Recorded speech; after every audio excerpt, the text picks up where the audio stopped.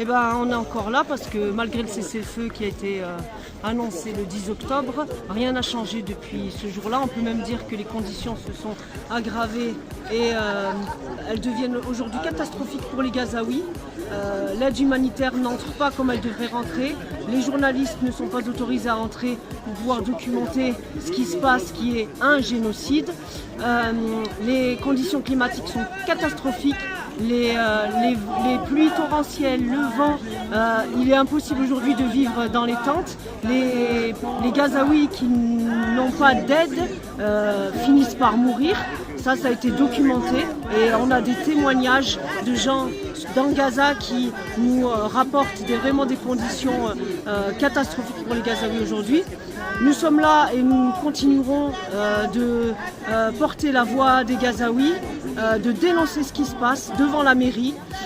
Nous pensons que chaque citoyen a une responsabilité dans ce génocide et la mairie, la première, il y a des choses à faire. Quand on discute, on pense qu'on est impuissant, mais ce n'est pas vrai.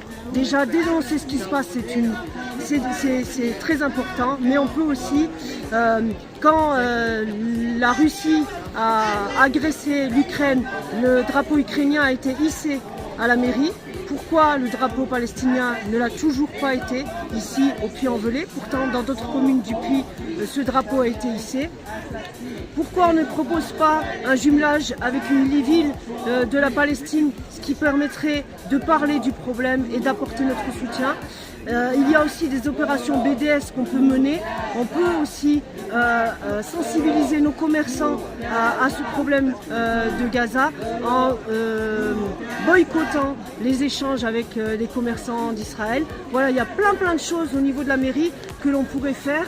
Et aujourd'hui, la seule chose que la mairie a été capable de faire, c'est de prendre un arrêté pour nous interdire et limiter la liberté d'expression. Et ça, nous le refusons. Reconnaître l'État de Palestine, c'était un pas, mais ça ne suffit vraiment pas. Aujourd'hui, on sait qu'il y a des livraisons de composants militaires qui servent à tuer les Gazaouis. On nous répète qu'il n'y a pas de livraison d'armes, mais ce n'est pas vrai, c'est un mensonge.